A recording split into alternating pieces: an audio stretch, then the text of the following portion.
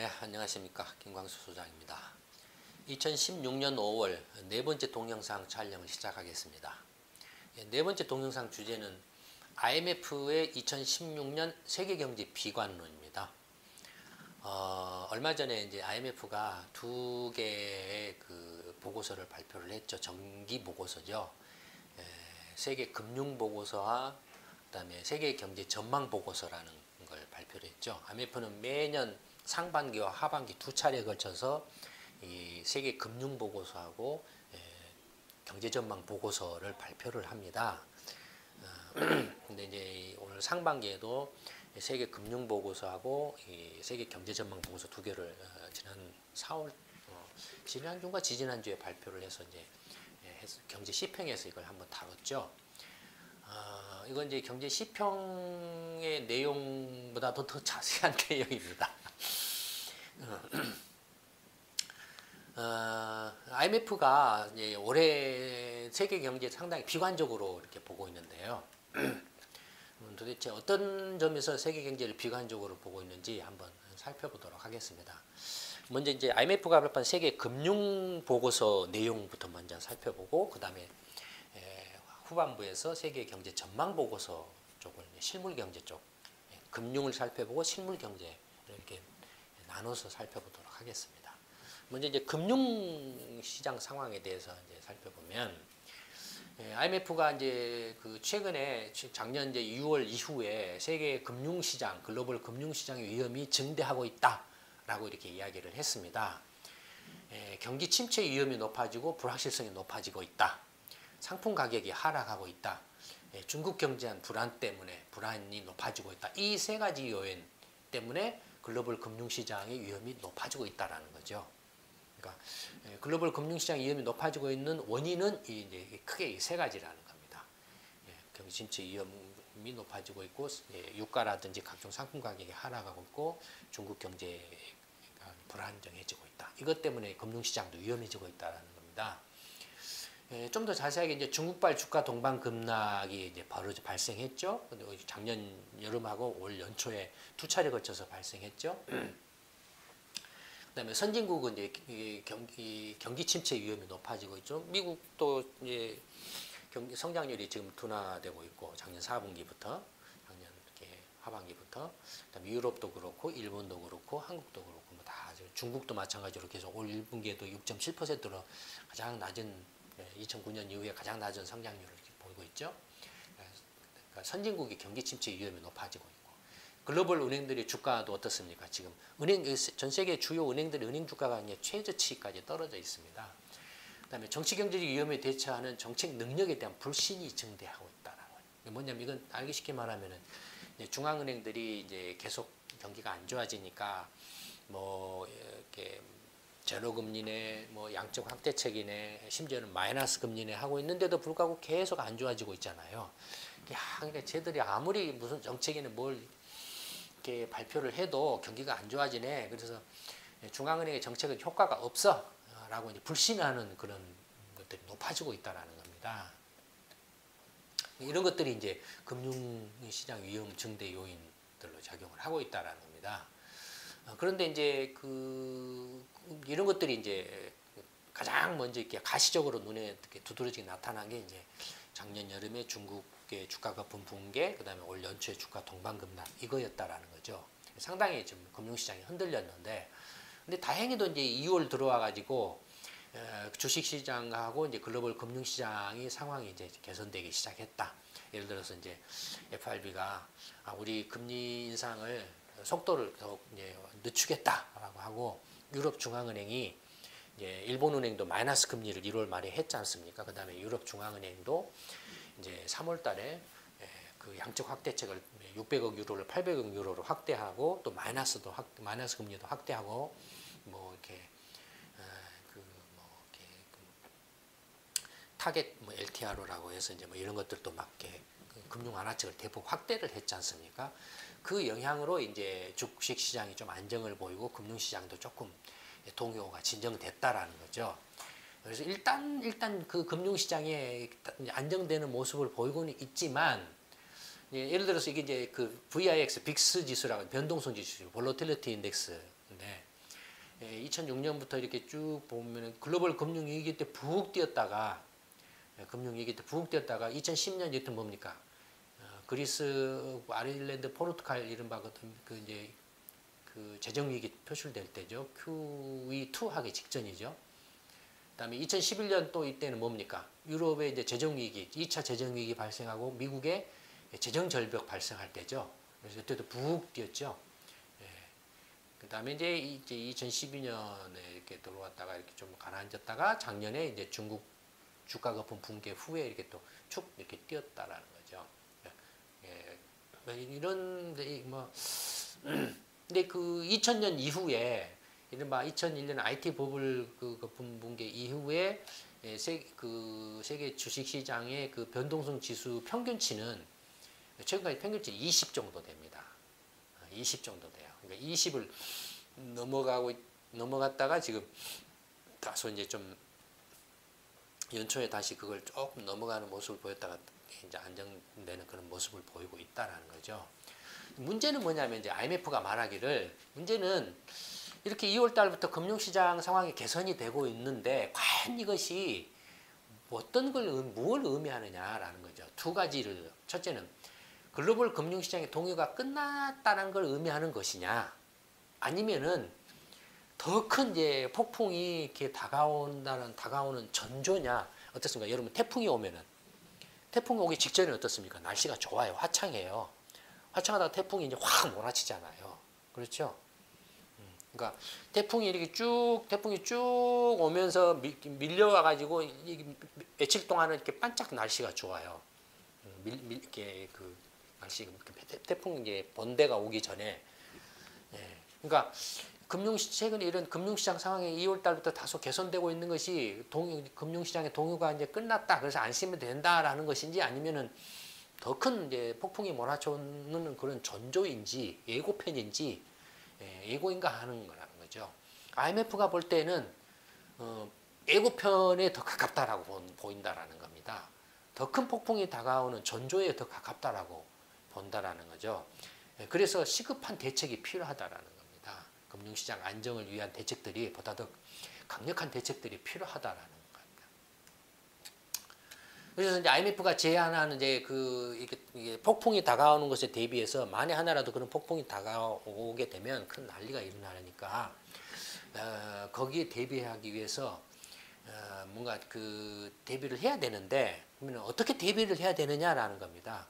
크게 이제 글로벌 경제 및 금융시장 안정을 위협하는 세 가지 요인이 지금 있다라는 겁니다. 구체적으로 어떤 요인이냐면 첫째는 선진국의 경우에는 2008년 글로벌 금융위기 이후에 기업이라든지 금융은행 등 금융기관들의 부실이 많이 늘어났다라는 겁니다. 근데 이걸 손을 빨리 대가지고 구조조정을 해서 새싹을 돋아나게 해야 되는데 이걸 손을 안 대고 계속 감추고 누르고 이렇게 왔다라는 거예요. 이런 것이 지금 이제 뚝 건드리면 뻥 하고 터지는 그런 이제 위험 요인이라는 겁니다. 선진국의 경우에 유럽이 그렇지 않습니까? 유럽 은행들이라든지 유럽의 기업들이라든지 그렇잖아요. 한국도 그렇지 않습니까? 지금 뭐 조선이나 해운이나 설강이나 석유화기나 난리 법석 떨고 있잖아요. 지금 그런 겁니다. 중국도 뭡니까? 구조조정이잖아요. 공급 과잉 구조조정이잖아요. 일본도 뭡니까? 아베노믹스가 의미가 없고 결국 핵심은 뭐 구조개혁이다 막 떠들고 있잖아요. 그러니까 선진국의 경우에는 부실 비효율에 대한 구조조정, 구조개혁을 지금 제대로 안 하고 미루고 이렇게 오고 있는 것이 지금 이게 뭔가 그 이제 계기만 딱 생기면 뻥 하고 터져버린다. 이런 것들이 이제 금융시장하고 이제 경제를 위협하는 요인이다라는 겁니다. 그런가 하면은 신흥경제국의 경우에는 실물경제하고 금융시장의 취약성이 매우 증가하고 있다. 그러니까 신흥경제국, 이건 대표적으로 브라질 같은 경우를 들 수 있죠. 브라질이라든지 러시아라든지 뭐 인디아라든지 뭐 지금 한때 뭐 방방 떴던 그런 자원국가, 자원부국 신흥경제국 이런 나라들의 경우는 이렇게 자원 가격이 이제 막 이렇게 급등할 때에는 막 흥청망청했다가 지금은 이제 휘청거리고 있죠. 그래서 기업들도 이제 적자 그 자원 가격이 폭락하니까 뭐 호주의 뭐 이렇게 철광석 회사라든지 브라질의 철광석 회사라든지 또는 석유 회사라든지 이런 것들 다 휘청거리고 있잖아요. 당연히 그 기업과 경제가 이렇게 휘청거리면 금융은행들도 다 부실이 늘어나서 휘청거리겠죠. 그러니까 그 신흥경제 러시아 같은 경우도 어떻습니까? 우크라이나 침공해가지고 제재받고 그다음에 유가 급락하니까 그냥 좀 이렇게 휘청거리고 있잖아요. 마이너스 성장을 푹 떨어져가지고 좀 헤매고 있잖아요. 그런 거죠 지금. 신흥경제국도 지금 이제 그 폭탄이다라는 겁니다. 어떤 계기로 해서 뻥 하고 어디선가 뻥 하고 터져버리면은 또 그 글로벌 금융시장하고 글로벌 경제에 타격을 주는 위험 요인이라는 거죠. 이런 선진국도 그렇고 신흥경제국도 이렇게 지금 문제를 안고 있기 때문에 그래서 이제 그 글로벌 금융시장을 보면은 그 유동성 위험이 크게 증가하고 있다라는 겁니다. 그러니까 그 뭐라 할까요? 돈을 뭡니까 자본 이탈이 막 일어나고 있는 거예요. 이제 신흥경제국으로 돈을 막 빼간 중국이 막 그 난리 났었잖아요. 중국에서 자본 이탈이 막 일어나가지고 뭐 투기 세력이 뭐 공격을 한 해 만에 뭐 어쩌고저쩌고 하고 막 난리 법석 떨고 중국의 외환보유고가 막 급감을 하고 막 시끄러웠잖아요. 중국만 그러겠습니까? 다른 브라질이라든지 뭐 러시아는 이미 이제 그 지금 제재를 받고 있으니까 어쩔 수 없고 이렇게 안 되고 뭐 인디아라든지 이런 데들도 전전긍긍 하고 있는 거죠 다들. 아세안 국가들도 역시 이제 돈이 막 빠져나가니까 말레이시아라든지 뭐 이런 또 그 뭡니까 뭐 정치 불패를 인해서 이제 말레이시아 같은 경우는 비자금 스캔들이 막 시끄럽잖아요. 총리가 돈을 빼먹었는데 만에 막 이런 이제 소리도 나올 지경 나오고 있으니까 그런 거 하면 어디였더라? 스리랑카였던가? 중앙은행이 그 미국 FRB 뉴욕은행에 예치를 했는데 1억 달러를 어느 놈이 빼가지도 모르게 빼가버린 거예요. 중앙은행이 예치한 걸 빼가버린 거예요. 아무리 해킹이 그 솜씨가 뛰어난다고 한들 뉴욕 연방은행에서 돈을 그렇게 빼갈 정도면은 안에 내부 공모자가 없이는 그것도 상당한 그 힘을 가진 공모자가 없이는 불가능하겠죠. 그런 지경으로서 그러니까 글로벌 금융시장에 지금 위험이 증대하고 있다. 이런 것들이 이제 아까 은행 그 주가 급락한 거라든지 말씀드렸지 않습니까? 그러니까 이 금융시장에서 뭔가 문제가 하나 뻥 터지면 금방 또 휘청거린다. 이런 세 가지 위험 요인들이 있다라는 겁니다. 그래서 이런 세 가지 위험 요인에 그래서 어떻게 대처를 해야 된다? 선진국은 빨리 구조 조정을 해야 된다. 부실 정리를 해야 된다. 신흥경제국은 어떻게 해야 된다? 빨리 그 실물경제하고 금융시장의 취약성을 보완을 해야 된다. 은행이 자기 자본을 이렇게 충원을 하고 기업들, 적자 기업이나 이런 것도 빨리 통폐합도 해야 되고 막 해야 된다. 그다음에 금융시장 유동성 위험을 막기 위해서는 빨리 은행들 자기 자본 보강하고 또 이렇게 대출 위험이라든지 이런 것들의 체크를 강화를 해야 된다. 이런 거죠. 그런 것들을 이렇게 한다라면은 세계 경제가 안정적으로 더 성장할 수 있다. 이렇게 이제 이야기를 했어요. 그래서 이 세 가지 위험이 이렇게 있는데 이런 세 가지 위험에 대해서 이제 그 대처하기 위한 세 가지 대책이 필요하다라고 이렇게 말했는데 구체적으로 뭐냐면 아까 말씀드렸던 건 첫째 선진국은 기업 및 금융권의 부실에 대해서 강력히 대처해야 된다. 빨리 구조조정해야 된다. 부실을 정리를 해야 된다. 이렇게 말을 했고 신흥경제국에 대해서는 이제 글로벌 역풍에 견딜 수 있는 역량, 힘을 키워야 된다. 빨리. 그러니까 브라질처럼 대통령 탄핵을 받네 만에 막 이런 난리 부르스를 친다든지 하면 안 된다라는 거죠. 그다음에 자원 수출 국가 같은 게 호주라든지 캐나다라든지 뭐 이런 나라도 있지 않습니까? 뭐 중동이라든지 뭐 이런 산유국들이 있지 않습니까? 자원 수출 국가는 기업 실적 악화로 자금 전환이 어려워져서 금융위기 가능성이 있기 때문에 그러니까 자원 기업에 대한 감시를 강화하고 무수익 자산을 빨리 처리하고 은행들의 자기 자본도 강화를 해야 된다. 기업들이 또 자기 자본도 보강을 해야 된다. 이게 세 가지 대책을 이렇게 이제 이야기를 했어요. 그다음에 그 중국에 대해서는 이제 중저성장 시기에 이제 그다음에 그 중저성장계로 고성장에서 중저성장으로 그다음에 시장 중심의 금융 시스템으로 전환 이런 문제 중국은 이제 구조전환기에 있지 않습니까? 이제 고성장에서 이제 중저성장으로 이 전환을 해가는 과도기 그다음에 이제 관치 경제 또는 계획 경제, 관치 경제에서 이제 시장 중심 경제로 전환해가는 과도기 이런 단계에 있는데 성공적으로 아마 이행을 해갈 거다라고 이렇게 이제 말을 하고 있죠. 그렇지만은 그렇게 구조조정해가는 이제 구조전환해가는 과도기에서 성장이 둔화되는 건 피할 수가 없다. 또 수익성이 악화되는 것도 피할 수 없다. 성장이 둔화되고 수익성이 악화되면 어떻게 되겠습니까? 중국 기업들도 매출이 줄거나 이익이 악화되겠죠. 그러니까 체력이 악화될 거다. 기업들이 체력이 악화되면 어떻게 되겠습니까? 기업의 돈을 빌려준 은행들도 부실화될 가능성이 높겠죠. 그런 위험이 있다. 그런 위험에 중국 정부가 대처를 좀 할 필요가 있는데 그렇다라고 해서 중국이 지금 말 나온 것처럼 뭐 막 채무가 폭증을 하네, 어마어마한 빚이 있네.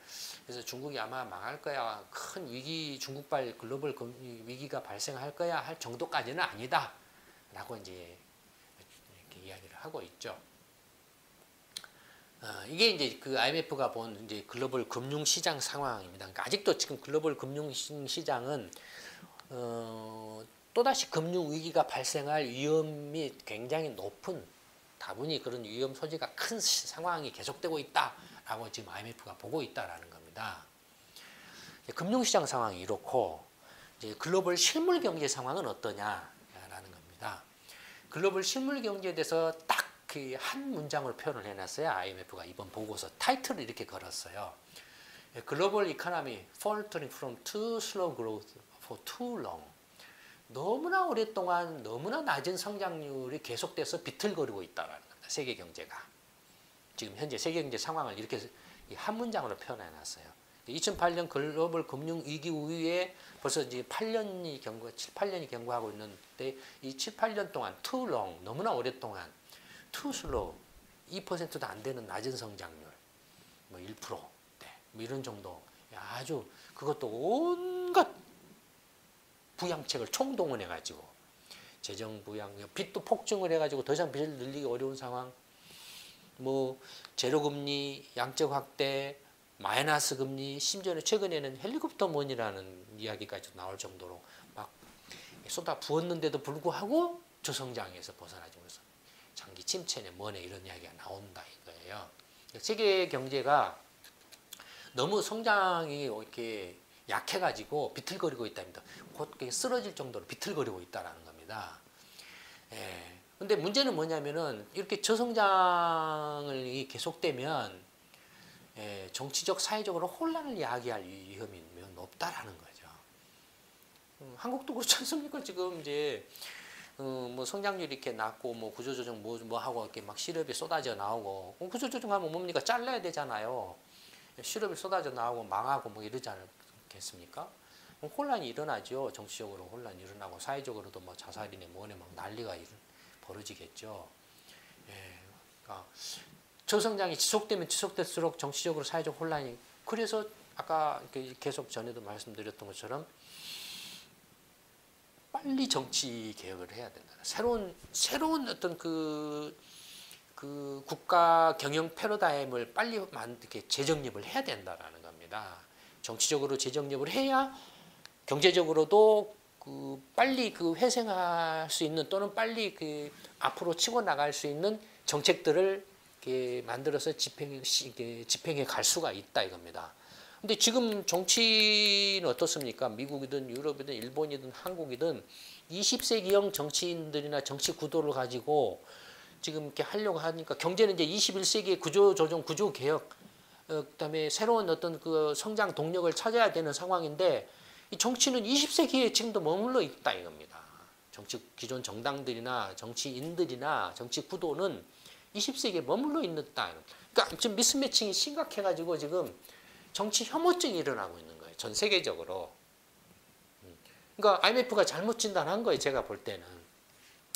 물론 이제 정치적 사회적 혼란의 위험성을 지적을 하고는 있지만, 그러니까 금융 위기를 막고 글로벌 경제 위기를 막으려면 정치 개혁부터 빨리 해야 된다는 거예요.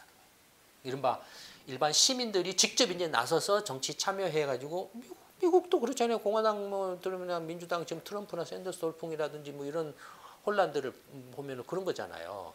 일반 시민들이 직접 이제 나서서 직접 21세기의 새로운 시민 중심의 시민들에 의한 정치 정당과 시민 정당을 만들고 시민들에 의한 이제 정책들을 만들어서 이렇게 나라를 경영을 해 가야 된다. 예를 들어서 지금 이제 세계 경제가 실물 경제가 어떤 상황이냐 보시면 이제 도표를 보시면 한눈에 세계 교역량입니다. 금융 2010년부터 쭉 줄어들어 가지고 2011년부터는 그냥 굉장히 그 뭡니까 교역이 정체되는 그런 모습을 보이고 있죠. 지금 몇 년째 계속 정체되는 모습을 보이고 있죠. 그다음에 제조업 업황 지수입니다. PMI 지수죠. 전 세계로 보시면 역시 2011년부터 급감해가지고 2013년에 다소 올랐다가 다시 이렇게 쭉 이렇게 2015년부터는 다시 급락해가지고 다시 마이너스로 떨어지려고 하고 있죠. 그런데 이제 제조업 업황 지수를 선진국하고 신흥 경제국 둘로 나눠 보면 선진국은 이렇게 지금 2014년부터 이제 가파른 하락세를 보면서 지금 이제 거의 지금 이제 불황으로 진입하려는 그런 모습을 보이고 있고 신흥 경제는 어떻습니까? 이미 2015년부터 마이너스로 떨어져 있죠. 2011년에 이렇게 축 떨어져 가지고 계속 헤매다가 2015년부터는 이미 지금 사실상 뭐 경기 후퇴 상황에 들어가 있죠. 불황 침체 상황에 들어가 있죠. 그러니까 이것만 봐도 지금 이제 이게 이제 그 교역하고 이제 제조업 그 상황을 본 거고요. 그다음에 이제 산업 생산과 경기 후퇴 확률 IMF가 이제 그 추정한 이제 경기 후퇴 이게 신흥 경제국이 아니고 이제 세계 경제 전체입니다. 이건 잘못됐는데 그런데 주요 세계 전체인데 미국 이건 이제 뭐냐면은 2015년 4월 초록색은 파란색은 2015년 10월에 이제 예측한 것. 그다음에 빨간색은 2016년 4월 이번 달에 예측한 거죠. 그러니까 이번 달에 4월 달에 예측한 거죠. 어떻습니까? 작년 4월 달에 그 경기 후퇴 확률은 미국 같으면은 한 12% 정도였습니다. 근데 작년 10월 달은 더 높아졌어요. 한 15%로. 그다음에 올해 4월 달에는 2%로 훅 뛰었어요. 그러니까 미국의 경기 후퇴 확률이 점점 높아지고 있다라고 지금 IMF가 지금 예측을 하고 있는 거죠. 그다음에 유로권도 어떻습니까? 계속 높아지고 있죠. 그다음에 일본은 벙 뛰어가지고 경기 후퇴 확률이 40%를 넘는 걸로 이렇게 나오고 있죠. 중남미는 어떻습니까? 브라질을 중심으로 벅 뛰어가지고 중남미는 경기 후퇴 확률이 60%에 가까이 가고 있죠. 기타 지역은 이제 예를 들어서 뭐 중국이라든지 한국이라든지 아세안이나 이런 데를 말하고 있는데 기타 지역의 경우에는 작년에 중국 주가 거품하고 이렇게 하면서 시끄러웠을 때에는 경기 후퇴 확률이 상당히 높았다가 작년 이제 하반기 때 떨어졌다가 다시 올 4월 달에 다시 조금 높아지는 그런 모습을 보고 있죠. 그러니까 전체적으로 보면 IMF가 예상하기로는 전 세계적으로 경기 후퇴 확률이 지금 빠르게 높아지고 있다는 겁니다. 이렇게 그 리세션이라고 하죠. 경기 후퇴는 이코노믹 리세션에 빠질 확률이 높아지고 있다는 거예요. 굉장히 지금 경제가 다시 휘청거릴 위험이 높다라는 거죠. 근데 산업 생산을 보면은 세계 전체로 보면은 2012년에 11년에 쭉 떨어졌다가 이렇게 침체를 지속하다가 2015년부터 쭉 다시 떨어져 가지고 지금 제로 상태에 가까이 지금 떨어지고 있죠. 산업 생산. 산업 생산이 사실상은 GDP나 마찬가지. 물론 이제 서비스 부분이 빠져 있긴 하지만 그다음에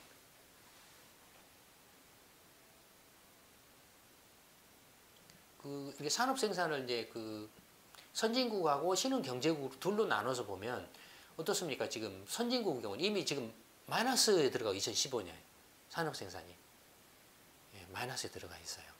그다음에 신흥 경제국도 지금 계속 떨어지고 있죠. 신흥 경제국도 중국, 뭐 러시아, 인디아, 뭐 아세안 이런 나라들 계속 떨어지고 있죠. 그러니까 지금 어떻습니까? 실물 경제 지표로 봐도 지금 세계 경제가 그다음에 물가 디플레 확률 보면은 역시 마찬가지로 미국도 디플레 확률이 지금 푹 높아졌죠. 올 4월 달에. 그다음에 유로권도 디플레 확률이 올 4월 달에 쭉 높아졌죠. 일본도 지금 확 높아졌죠. 그러니까 이게 주요 선진국들의 디플레 확률이 급격히 높아지고 있는 걸로 지금 IMF가 지금 확률을 예측을 한 거예요. 그다음에 이제 그러니까 인플레를 보면은 세계 전체로는 2009년 때 이렇게 쭉 2% 밑으로 떨어졌다가 다시 한 4%까지 반등했다가 다시 지금 쭉 떨어져 가지고 지금 현재는 2%를 약간 넘는 수준 이런 정도라는 거죠. 선진국하고 신흥경제국으로 나눠서 보면 선진국의 경우에는 2015년부터 거의 1% 미만 0%대에 불과하고 디플레 압력이 높죠. 신흥경제국, 근데 이제 중국이나 인도, 인디아라든지 이런 나라들, 뭐 브라질은 지금 물가가 10%에 달하죠. 그러니까 경기가 안 좋으면서도 물가가 이렇게 폭등한 헤아라가 폭등해가지고 그래서 그 신흥경제국 같은 경우는 5% 정도. 선진국이 지금 상당히 디플레 압력이 상당히 높은 상태라는 겁니다. 지금 글로벌 경제로 봤을 때도 지금 또다시 경기 침체에 빠질 위험이 매우 높은 상황이라는 거죠. 어떻습니까? IMF가 하는 것보다도 훨씬 더 전에 올 연초부터 경제 시평 보신 분들은 아시겠지만 어떻습니까? 글로벌 경제 위험 또는 이것도 계속 경고를 해왔죠. 경제 시평에서. 이런 거 보면 IMF도 우리 경제 시평을 보고 있는 것 같아요. 그렇지 않습니까? 안 그러고서는 우리 시평에서 경고하고 있는 이야기하고 똑같은 이야기를 할 리가 없지 않습니까? 어쨌든 보는 분석 방법이나 보는 시각이나 관점들이 세계 경제를 보는 관점이 거의 똑같다라는 거죠. 그러니까 우리는 조그마한 연구소고 IMF는 굉장히 큰 국제기관이고, 그러니까 뭐 이렇게 규모나 덩치에서는 비교할 수가 없죠. 비교할 수 없지만 실질적으로 하는 그 컨텐츠는 똑같거나 우리가 조금 더 나았죠, 사실은. 그래서 IMF가 이제 가장 우려하는 위험은 뭐냐면은 크게 두 가지로 이제 앞에서 이제 글로벌 금융 위험하고, 그러니까 금융 위기가 또 2009년 8년 글로벌 금융 위험 금융 위기 이후 제2의 금융 위기가 발생할 위험이 지금 높아지고 있다라고 이렇게 보고 있는 거예요, IMF는. 그다음에 두 번째 위험으로는 경제 위험 이외의 지정학적 위험이 또 높아지고 있다. 이 두 가지를 들었어요. 이것도 다 이야기를 한 건데 어쨌든 좋습니다. 하여튼 글로벌 금융 위험에서는 뭐 중국발 주가 거품 붕괴하고 주가 동반 급락이 일어났는데 모두가 회복이 됐지만 문제는 뭐냐면 투자자들이 이 주가가 반등하는 걸 보면 펀더멘털이 좋아지거나 금융시장이 안정되고 개선돼서 주가가 오른 게 아니고 투자자들이 이렇게 볼러틸리티, 변동성에 크게 반응을 보인다라는 겁니다. 경제 펀더멘털을 이렇게 보고서 어떤 반응을 하는 게 아니라 이게 심리적으로 크게 지금 동요를 하고 있다라는 거예요. 주가가 급락하면은 더욱 불안해가지고 막 팔아 제끼고 오르면은 오른다라는 것으로 그냥 주식을 사서 이렇게 주가가 더 올라가는 펀더멘털은 그게 아닌데 지금 위험을 경고를 할 정도로 위기가 지금 이렇게 발생할지도 모르는 그런 상황인데도 불구하고 그런 펀더멘털을 안 보고 그냥 단기적인 그 주가의 급등락, 볼러틸리티, 변동성에 막 휩쓸리고 있다라는 겁니다. 그러니까 요컨대 투자자들이나 일반 경제 주체들이 지금 금융시장이나 경제가 매우 혼란스러워 가지고 갈피를 못 잡고 있다라는 겁니다. 갈피를 못 잡고 지금 어떤 경제가 어떤 상황이고 금융시장이 어떤 상황인지 갈피를 못 잡고 있어서 그냥 주가 움직임에 막 이리저리 휩쓸리고 있다라는 겁니다. 그다음에 중국으로나 신흥 경제로도 자본 유출이 가속화되고 있다. 그래서 글로벌 금융시장이 위축되고 있다. 그다음에 앞으로도 이렇게 훨씬 더 많은 위험이 표출될 가능성이 높다. 이런저런 요인들을 들어서 글로벌 금융 위험이 발생할 가능성이 높아지고 있다라고 경고를 하고 있어요. 그다음에 또 다른 이제 두 번째 위험으로는 지정학적 위험이 커지고 있다. 뭐 대표적으로 시리아 난민 사태죠. 그래서 이제 시리아 난민으로 해서 유럽에 이제 테러가 연속적으로 일어났지 않습니까? 벨기에라든지 프랑스 파리 테러들이 연속적으로 일어나가지고 어떻습니까? 유럽에서 민족주의가 이렇게 확산되면서 이민을 받아들이지 말라라, 뭐 쫓아내라, 뭐 이런 이야기들이 나오고 있잖아요. 그다음에 영국 같은 경우는 이제 유럽 연합에서 탈퇴하자 이민자들 우리 유럽 연합에 이제 제약을 받으면 이민자들 일장 배분해가지고 할당을 받아서 받아들여야 되는데. 그런 것도 있고 유럽연합이 있으면은 뭐 이렇게 얻는 것 없이 맨 우리는 퍼주기만 한다 이런 불만도 있고 그래서 유럽연합에서 탈퇴한다 그래서 브렉시트죠. 6월 달에 이제 국민 투표를 하죠, 영국이. 예, 그래서 영국이 만약에 유럽연합에서 탈퇴를 하게 되면 혼란이 또 일어날 가능성이 있죠. 물론 지금 이렇게 영국 파운드가 지금 굉장히 떨어지고 있어요. 탈퇴 위험 때문에, 탈퇴 가능성 때문에 파운드가 약세를 보이고 있다라는 거죠. 그다음에 유럽연합에서 탈퇴를 하면 영국의 런던 금융시장이 위축될 가능성이 있죠. 뭐 이제 영국 런던 금융시장보다는 예를 들어서 이제 독일 뭐 프랑크푸르트라든지 별도의 뭐 어떤 국제금융센터를 키우겠다라고 할 수도 있고 뭐 이런저런 서로 간에 이제 또 이렇게 앙금이 생기겠죠. 그다음에 이제 브라질 같은 경우는 지금 대통령 탄핵이라든지 이런 그 러시아는 경제 제재라든지 인디아는 여전히 이제 그 지금 이렇게 금융계 그 뭐랄까요 외환 위기에 빠질 뻔했었죠. 2013년에 인디아는 아직도 그 상태에서 벗어나지 못하고 있는데 인디아 그 루피화가 환율이 지금 상당히 많이 튀인 상태죠. 그다음에 중국 같은 경우는 주변 국가하고 영토 분쟁이 지금 계속 지금 첨예하게 지금 이렇게 대립되고 있는 상황이죠. 그러니까 이런 지정학적 위험들이 언제 또 이렇게 풍 하고 이렇게 툭 튀어나가지고 이렇게 금융시장이나 그 실물 세계 글로벌 경제를 강타를 할지 모른다 이거예요. 이런 두 가지 위험이 이렇게 있다라는 겁니다. 그러니까 이렇게 보시는 것처럼 제가 이렇게 그 비관하는 게 아니고 IMF가 비관하는 겁니다. IMF가 세계 그 금융시장과 세계 경제에 대해서 적어도 올해는 굉장히 좀 비관적이다. 그래서 어떻게 했습니까? 올해 경제 성장률 전망치를 모조리 다 떨어뜨려 놨어요. 하향 조정을 했어요. 내년에는 조금 바닥을 이제 칠 거다라고 이렇게 이제 하고 있는데 IMF는 언제나 전망을 어떻게 합니까? 언제나 낙관적으로 합니다. 언제나 그 실제보다도 이렇게 과대평가를 해요.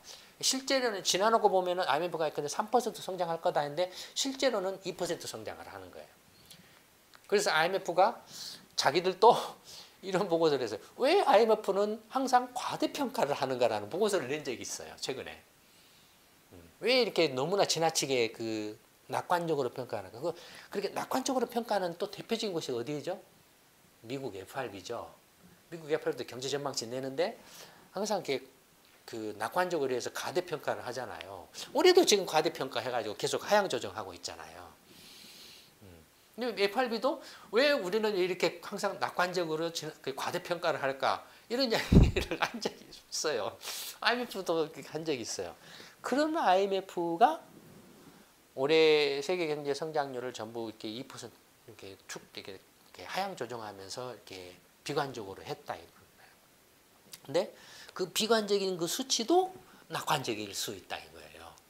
무슨 이야기인지 아시겠습니까?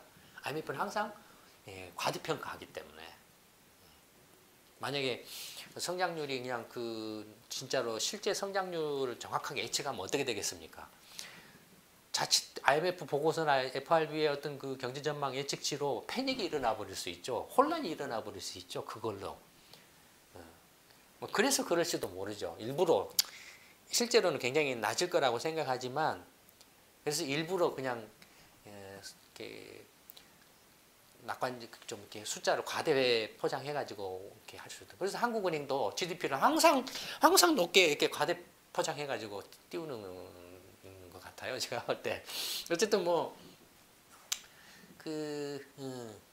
지금 여러분들 어떻게 생각하실지 모르지만 올해 세계 경제가 어떤 올해 글로벌 금융 시장이 매우 불확실성이 높아졌다라는 거. 지금 올해도 지금 4월 달이 가고 있죠. 지금 이제 3분의 1이 지났죠. 3분의 2가 남았는데 올 여름을 어떻게 잘 넘길 수 있을는지 또는 올 가을을 잘 넘길 수 있을는지 항상 그 좀 조심하고 이렇게 좀 잘 관찰하시기 바랍니다.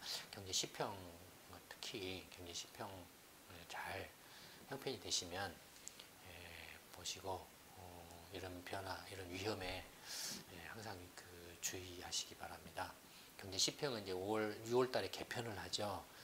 개편을 하게 되면 다소 이제 서비스 내용이 바뀌어지는데 그 전에 시평을 구독하시면 훨씬 더 저렴한 가격에 많은 시평 자료들을 보실 수 있으니까 개편되기 전에 형편이 되시면 구독을 해보시기 바랍니다. 5월 네 번째 동영상 촬영은 이걸로 마치도록 하겠습니다. 감사합니다.